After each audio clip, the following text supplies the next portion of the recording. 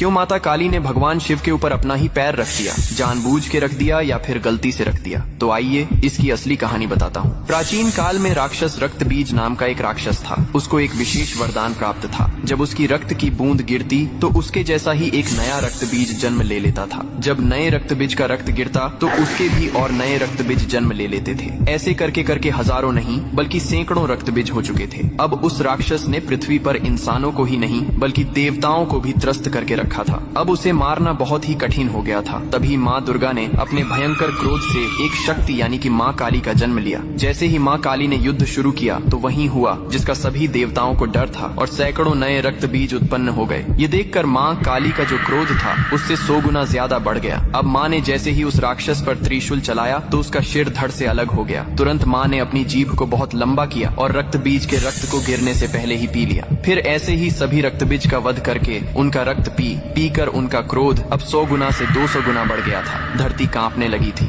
समुद्र मथने लगे थे, देवता भयभीत होकर इधर उधर भागने लगे थे। तब देवताओं ने भगवान शिव से प्रार्थना की, हे महादेव, आप ही माता काली के संताप को शांत कर सकते हैं। शिव ने देवताओं की पुकार सुनी और माँ काली के सामने युद्ध भूमि में पहुंच गए। लेकिन माँ अपने तांडव में इतनी लीन थीं कि उन्होंने शिव को भी नहीं देखा। तभी भगवान शिव ने स्वयं माता के चरणों में लेट गए। जैसे ही माँ काली का पैर अनजाने में शिव के सीने पर पड़ा, तुरंत उनका क्रोध शांत हो गया। उन्होंने नीचे देखा तो अपने प्रिय पति शिव थे। यह देखकर उनकी जीभ शर्मिंदगी से बाहर निकल आई। इसके बाद शिव ने मुस्कुराते हुए कहा, हे माँ, तुम्हारा यह रूप सृष्टि के संतुलन के लिए था, लेकिन यह रूप अब धरती पर बहुत धाम धूम से पूजा जाएगा। यही कारण है कि तस्वीर में और मूर्तियों में माँ काली को शिवजी पर खड़े हुए दिखाया जाता है, जो बहुत ही शुभ।